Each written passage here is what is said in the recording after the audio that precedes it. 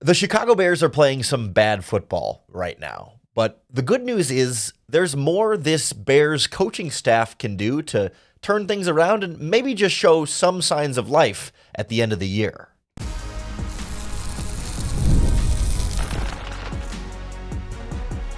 You are Locked On Bears, your daily Chicago Bears podcast. Part of the Locked On Podcast Network, your team every day. This is Locked On Bears, and I'm your host, Lauren Cox. I'm here to bring you your daily, in-depth Chicago Bears news and analysis.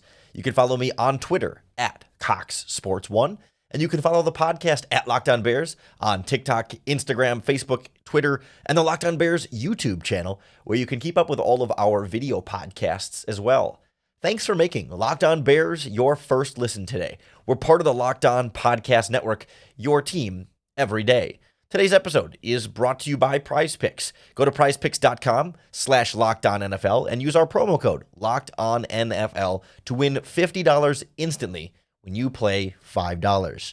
On the show today, we look at what the Bears can still do better despite the injuries, despite the miscommunications, despite the just all-around bad play. There's a few areas in particular that I think you can point to and say, hey, from a play calling standpoint, from a personnel standpoint, from a coaching staff standpoint, you can make some different decisions that can still get this team a little bit more back on track. Not that they're going to get back to making the playoffs or anything, but at least, can you show us something at the end of the year to give us some hope for 2025 and feel like this team hasn't just completely quit yet? We'll talk about the offense and how to help Caleb Williams a little bit more, the defense, and how to try and just get that ship back together and kind of hold the fort down so that they don't keep giving up 30 points every game for the rest of the year, and kind of where the line falls here between personnel, players just not being good enough, and coaches needing to be able to do more with them. But I think there were some obvious things against the Minnesota Vikings that we can point to specifically for this Chicago Bears offense. Something obvious in the running game that stood out to me right away. When you go back and watch how they used DeAndre Swift, yes, he had a pretty good game running the ball, and they stuck with it a little bit, especially early on there. He had an overall decent performance. But still, you look at Swift's game, how many times is he running into a loaded box? I believe he had 19 carries in the game, and 13 of those carries had 7 or more men in the box. I think it was 6 carries that had exactly 7 men in the box, and then 7 carries with 8 men in the box. 8 guys trying to stop the run, loaded up there on 7 of the plays that you handed off to DeAndre Swift. You would think it would be a pretty easy thing for an offensive play caller and coordinator and head coach to control, to say, okay, you know what? If we keep putting, tight ends and everybody stacked up near the line of scrimmage, that allows the other team to load up the box to try and stop us in the running game. So let's, at times, maybe a little bit more, try and spread things out. Maybe you put 4 wide receivers in the field and put them closer to the sideline so that you have the defense in a bind on trying to figure out, okay, how many guys can we put in the box? How many guys can we put deep? How do we keep everybody covered, but also have men there to stop the run?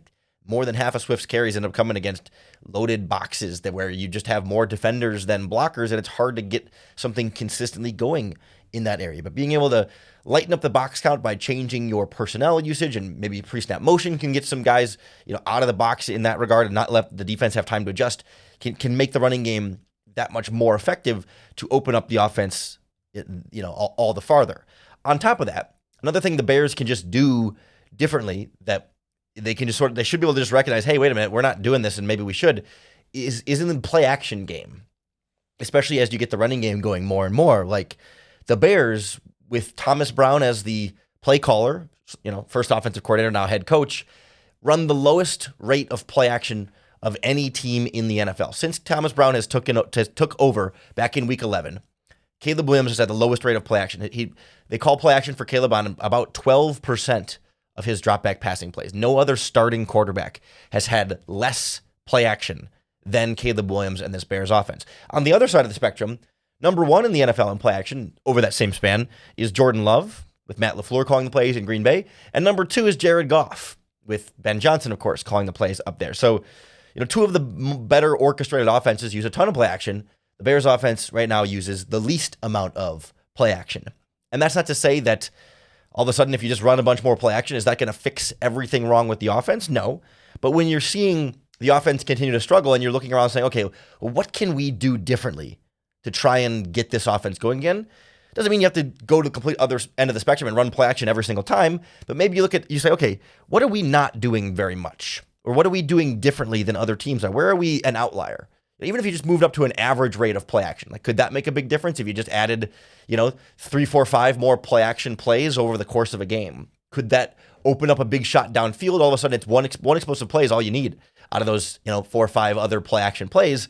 And could that be what jumpstarts the offense, right? It's not about changing everything drastically, but it's about like, hey, you're doing this less than every other team. Maybe you should just get a little bit closer to average. Then maybe that can help you get back to playing offense at a higher level here.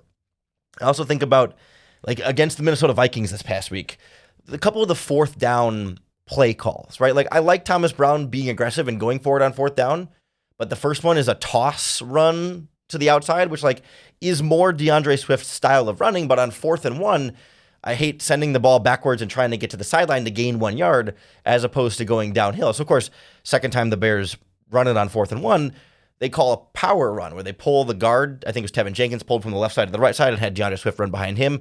And he didn't get through on that play either. So it's like, well, Lauren, what are they supposed to do? And I think there's more than just those two options, right? And I think that's what's key here. It's like, one, I don't want to run toss plays on 4th and 1. That's not what I want to do generally. It's just like how you don't really like running out of the shotgun on 4th and 1. The power run on its own is not a bad play call in a vacuum, but I will say when you look at DeAndre Swift's season as a whole and in recent games, power is one of the concepts he's the worst at in terms of yards per carry. Most of his runs and most of his success comes on inside zone, outside zone, and then also like the man duo, just north-south downhill, hand it off and kind of be patient up the middle and then find your lane and cut up, as opposed to running power.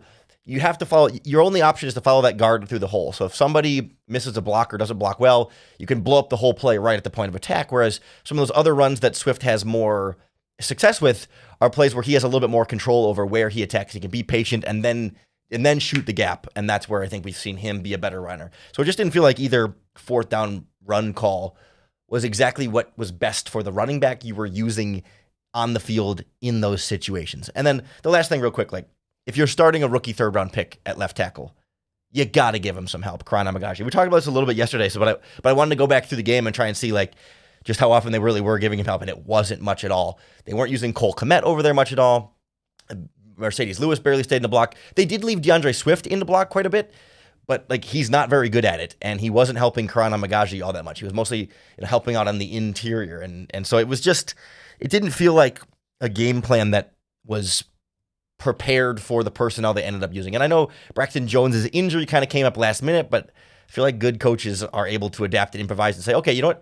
I have a huge vulnerability here at my left tackle spot. I need to scrap some of the stuff we were planning on and do it a little bit differently. And it's not like you're throwing out the whole game plan. You're just saying, hey, actually, I need to leave the tight ends in to chip and block a little bit more to help that guy out. And these are all fairly simple things that the coaches can do differently that they can change in a week and implement in a game and hopefully get a little bit more offense going against the Detroit Lions team that just gave up a ton of points to the Buffalo Bills, albeit a good Buffalo Bills team, but maybe the Lions defense showing some cracks with all the injuries they've had on that side of the ball. But the Bears on their end have to get better on defense as well. And I think there's, in a similar vein, some things Eric Washington can do as defensive coordinator and maybe some things that are just going to be a little bit out of his control as well. But we'll kind of take a look at what options are available to the Bears to try and improve this defense next on Locked On Bears.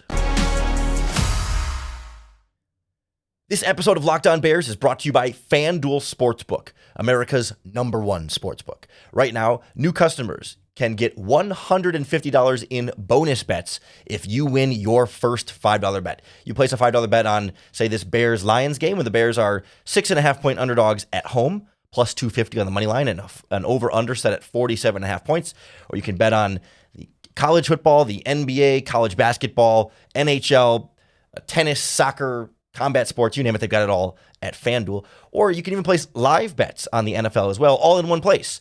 If you get a hunch in the middle of the game, you can check out the latest stats, view live play-by-play, and so much more on the same page where you place your bets.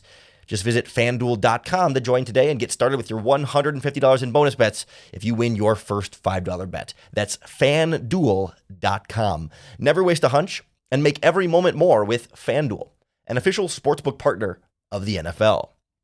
The Locked On Bears podcast is also brought to you by the College Football Playoff. It's that time of year. The College Football Playoff is back. And with the newly expanded 12-team format, it's guaranteed to be bigger and better than ever, bringing you all the hard-hitting and high-flying excitement you love. TNT Sports' coverage of the College Football Playoff begins on December 21st. That's Saturday, starting with the College Football Playoff Kickoff Show, presented by AT&T. That starts at 10 a.m. Central Time, 11 a.m. Eastern, leading into the first matchup. SMU Mustangs battling the Penn State Nittany Lions at noon Eastern, 11 o'clock a.m. Central Time. And then the Clemson Tigers look to upset the Texas Longhorns in a showdown at 3 o'clock Central Time, 4 p.m. Eastern. Don't miss a moment of the action. Watch the College Football Playoff, presented by Allstate, live on TNT, True TV, TBS, and Max. This offense has some, I don't want to say quick and easy things to do, but like some clear and obvious ways that, hey, you can just tweak a few things here and there, and it could go a long way towards fixing what you want to do on that side of the ball. The defense to me feels like more of a puzzle piece to unlock, but I still think there's some things to do. It's just more of an art than a science here, because some of the issue on defense is a personnel issue, right? Like when you've got both of your starting defensive tackles are injured, Andrew Billings on IR, Javon Dexter misses this game. You got two backups starting at defensive tackle, and you're trying to rotate in 3 or 4 different guys there, none of which are starting caliber NFL players. At some point, you just got to kind of look around and say, man, we just don't have the horses there. I mean, I think these defensive tackles have some pass rushing upside, Chris Williams in particular, but there's not much against the run. I mean, for 300-pound guys, they just aren't very stout. They don't get good leverage to be able to hold up on blocks. Like, they don't need to be in the backfield making tackles for losses every time, but you would like to see them just be able to hold up, eat up some space and keep the linebackers behind them free. I think Jonathan Ford, the free agent they had signed off, I think the Packers practice squad this week, he made some nice plays in the running game. He's a 6'5", 338-pound nose tackle in there. He was a nice little addition up front, but like Pickens ain't doing it. Chris Williams ain't doing it. Byron Coward ain't doing it. There's just not a lot happening at the defensive tackle spot, and that's gonna cause you some trouble, particularly in the running game. I do think, going back through it, they got some more pressure on Sam Darnold than I would have expected, and I think that was an area where I went in thinking, like, okay, what are they going to do to fix the pass rush? They got some decent pressure on him. They just can't finish those pass rushes with more sacks. Like, DeMarcus Walker got a bunch of pressure and a handful of quarterback hits in this game, but like never the big game-changing play, never the big play that totally derails their whole drive. It was like pressure, and it made life more difficult for him, but on the plays where he wasn't under pressure, he sliced and diced and gashed you up and down the field. And the plays where he was under pressure might be an incomplete pass, but it wasn't like negative plays. It wasn't like devastating plays, except for like the 4th down interception. But like it was 4th down, he just kind of heaved it up there anyway. So it was things like that I think the pass rush was okay. And I just think from the back end, coverage-wise, they still make it just a little bit too soft and easy on opposing offenses. Like compared last week against the 49ers, they ran almost exclusively cover 3, like 75% of the time. They were just sitting back, single deep safety, kind of soft zone coverage. This time he said, okay, we don't want Justin Jefferson and Jordan Addison beating us over the top. So they went back to playing a lot more soft cover 2 to just try and limit the big plays. And when they did run cover 2, Sam Darnold tended to throw short. Like it had its intended effect on the quarterback.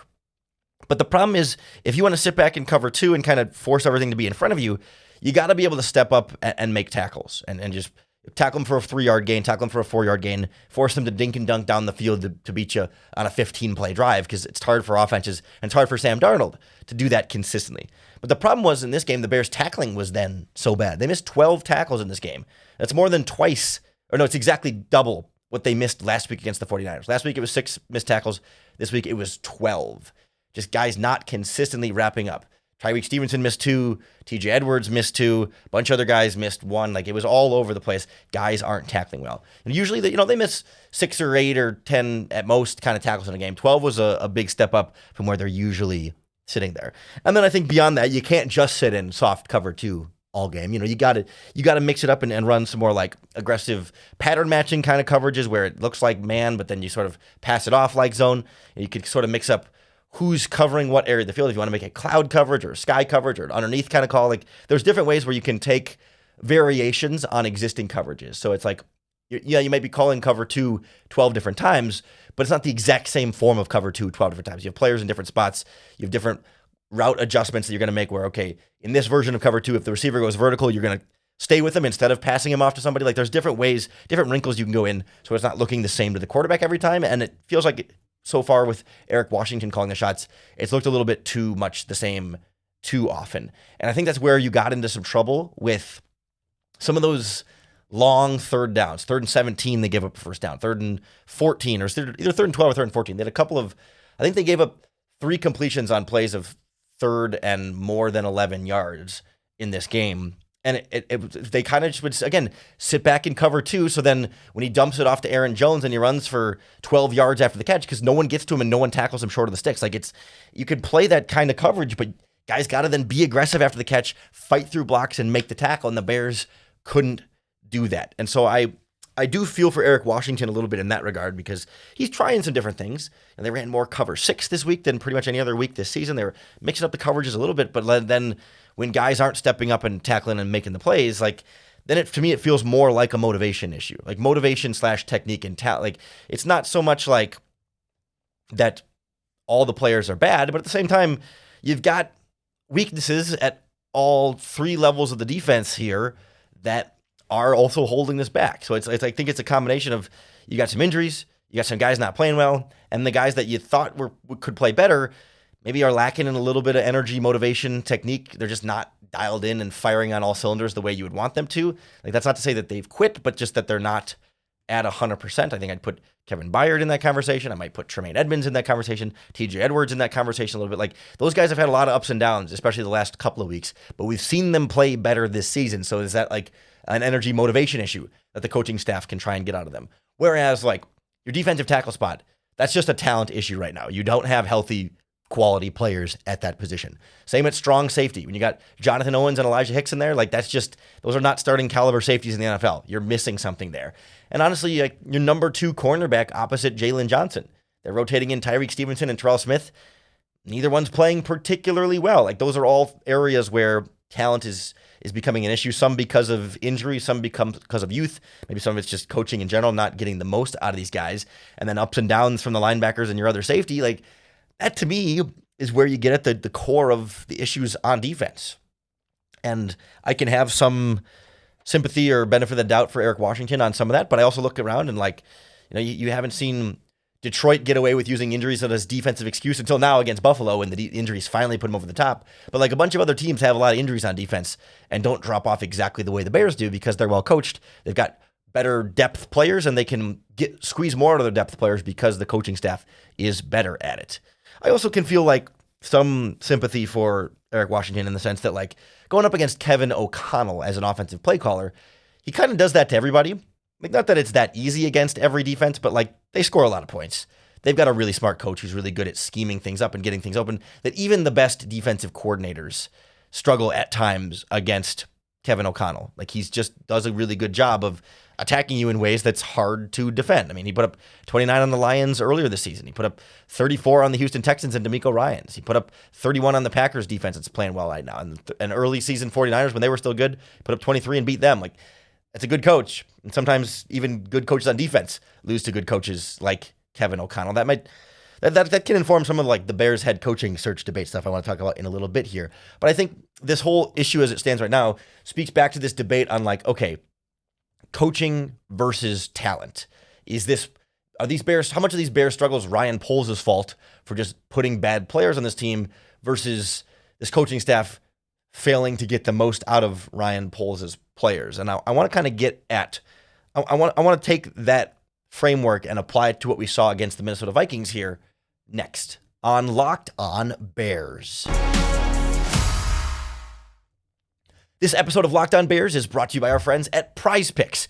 If you love watching the game, you're going to love playing on PrizePicks because it's the easiest and most exciting way to play daily fantasy sports. Whether it's football, basketball, or any of your favorite sports, PrizePicks makes it easier and makes your holiday bigger and brighter. You can now win up to 1,000 times your money on PrizePicks. Plus, this holiday season, they're giving away $30+ million in rewards during Picksmas and offering 2 free picks in the month of December. And when your picks hits, when your picks hit. PrizePicks makes it easy to cash out so you can get your money in as fast as 15 minutes. So whether you want to put it on Caleb Williams' passing yards or DeAndre Swift's rushing yards or Jared Goff's passing yards, and however you want to do it, you can make your picks and win big at PrizePicks. Download the PrizePicks app and use our promo code LOCKEDONNFL to get $50 instantly after your first $5 lineup. Whether your lineup hits or not, you get $50 instantly when you play just $5 at PrizePicks. Run your game. The Locked On Bears podcast is also brought to you by Rocket Money. I have the Rocket Money app on my phone, and it's helped me find subscriptions that I forgot about or that I've been paying for and haven't really been using. And some of those you kind of lose track of, and you don't notice it coming out of your account every month. And Rocket Money makes it super easy to track them down. It's kind of like having a personal assistant for your finances. Rocket Money is a personal finance app that helps find and cancel your unwanted subscriptions, and it also monitors your spending and helps lower your bills so you can grow your savings. It brings everything together in one place, whether it's those subscriptions or your spending habits or even the goals you want to hit this year. Rocket Money has over 5 million users and has saved a total of $500 million in canceled subscriptions, saving members up to $740 a year when using all of the app's premium features. Plus, with their goals features, you can also set aside money automatically for your future, and you don't have to stress as much about budgeting every month. Cancel your unwanted subscriptions and reach your financial goals faster with Rocket Money. Go to rocketmoney.com/locked-on. That's rocketmoney.com/locked-on. rocketmoney.com/locked-on. So there's an issue here of things the Bears coaching staff can do better from a play calling standpoint, from a personnel usage standpoint, from just trying not to get too predictable or, kind of catch up with the trends standpoint.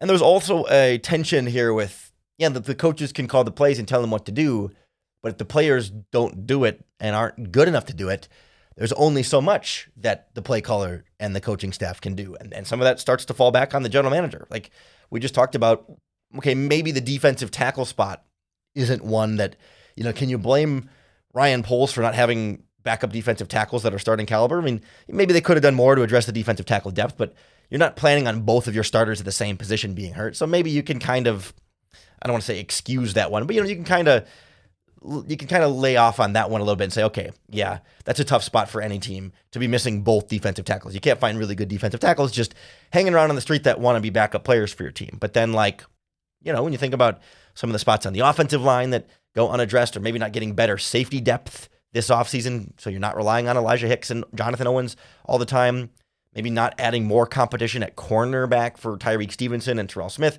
I mean, wherever you want to point to, there are plenty of areas on this team where you're like, well, roster probably needs to be better there. And that's something that's on the general manager for not having added the right amount of talent in those spots. But then, I think when you go back to this game against the Minnesota Vikings, you do have players on this team that you have seen play well that aren't playing well right now. And that, to me, points to more of a coaching staff coaching issue than the talent evaluation on the front end being wrong, right? We've seen Cole Kmet play better than one catch against the Minnesota Vikings. We've seen DJ Moore play better than, I think he had 4 catches, but not a ton of yards. We've seen Roma Dunze be better than the couple catches he had. We've seen players on this roster be more productive. We know emphatically that some of these individual players have talent. We know Tremaine Edmonds is a very physically gifted and talented linebacker, but he's not fully playing like it right now. And we know Kevin Byard is a smart, savvy, talented free safety, and he's not really playing like it right now. And so that's where it kind of comes down to okay, was Kevin Byard and Tremaine Edmonds, were those bad free agent signings by Ryan Poles? I don't think so, but they're not playing well, so that feels like a coaching issue there. Maybe they weren't great free agent signings, right? Doesn't mean there's somewhere a middle ground between bad and amazing decisions by Ryan Poles. I think there's valid criticisms of both of those acquisitions, but both players have played on this Bears team better than they're currently playing on this Bears team, and the coaching staff has to be able to get more out of them. They have talent at these positions. They have talent at a lot of spots. I mean, I think if you tried to quickly glance through the roster, you have a bunch of talent at wide receiver. You have some talent at offensive tackle. You have talent at tight end. You have talent in the backfield. You have talent at the quarterback spot. Like, interior offensive line and maybe your left tackle spot have some deficiencies there. But like a lot of the pieces on offense have a lot of talent, and they're not playing up to where we've seen that talent perform in Chicago, not just perform on other teams or in the past with, when they were younger or whatever it might be. We've seen them in Chicago. We've seen DJ Moore play well. We've seen Keenan Allen play well. We've seen Roman. We've seen Cole Kmet. We've seen all these guys play really well in Chicago, and they're not getting there. Defensive line. We've seen Montez Sweat be great in Chicago. He's not playing up to that level right now. I don't think all of a sudden Montez Sweat got bad at football. And again, I don't think he's been bad. He's just not dominating and taking over the way that we had come to expect from him a lot of last season. That feels like a coaching thing. It feels like a motivation thing. It feels like a scheme thing. The Bears don't stunt all that much. It's a lot of just straight four-man rushes. It just feels like they're not doing enough to get more out of some of these players. We've seen Tyreek Stevenson play well and then regress. We've seen Tremaine Edmonds play well. We've seen TJ Edwards play well. Like we've seen DeMarcus Walker played well again in this game, and there's other games where he just disappears. And it feels like good coaches are the ones that are able to more consistently squeeze out quality play from players that have talent. Of course, like even with great coaches, some players are going to have bad games here and there. There's going to be stretches where a player gets cold and just doesn't play that well. They just, for whatever reason, they're just going through a tough stretch. Maybe they're injured a little bit. Maybe they're dealing with something else. Like, it's not as though we need to expect that all of these players are playing at their A-plus level every single week, or else you have bad coaches. But I think when we start to consistently see Byard's not playing as well, Edmonds isn't playing as well, Sweat's not playing as well, Kmet hasn't been as, you know what I mean? Like, it starts to become not only a pattern of the same players having issues, but then also like multiple players across the roster having issues. And that's where coaching comes back to it. So it's like, yes, there are very real talent deficiencies that Ryan Poles deserves the blame for. Again, defensive tackle depth, safety depth, corner, interior offensive line. Like there's some stuff that the Bears need more talent, that a general manager needs to do a better job approving there. And that's a big part of why the defense and offense have struggled this season. But on top of that, the coaching staff also has to get more out of the talent that Ryan Poles gives them, and they haven't been able to do that either. And that's why the Bears are in such a confounding spot, right? Because that's why you can't just fire Matt Eberflus and everything's fine, right? Or you can't just fire Ryan Poles and everything's fine. Or you can't just add one more good player and everything's fine. Like, there's not just like a one single magic wand solution here. It's about really getting a whole coaching staff, if that's correct, and also continuing to hit on draft picks, being better in free agency, like all these different things. The Bears need a lot. And that's why they're on a 8-game losing streak. That's why we're not super optimistic for what the Detroit Lions are going to bring on Sunday. We'll get you ready for that Bears-Lions matchup on tomorrow's Locked On Bears podcast. It'll be Crossover Thursday. We'll talk to Matt Dury from Locked On Lions about if the Bears have any shot at turning things around against Detroit or if they're just going to get rolled. But the Detroit defense is looking vulnerable, and the Bears came that close to beating Detroit last time around as well. So we'll get into that matchup with Matt on tomorrow's podcast. Make sure you hit the subscribe button on YouTube or wherever you listen to podcasts, because that's going to be the best way to keep up with all of our daily, in-depth Chicago Bears news and analysis. Thanks for making Locked On Bears your first listen today. We're part of the Locked On Podcast Network, your team every day. Thanks for making Locked On Bears your first listen each and every day. It's really, really appreciated, especially as the season struggles more and more. I hope that the podcast can help, keep stringing you along and get through this year that's brutal to watch on Sundays, but hopefully the podcast can make the experience a little bit better for you. Hopefully it can help you feel a little bit closer to your fellow Bears fans and go on this struggle together. And hopefully at the very least, at the end of each podcast episode, you find another way to bear down.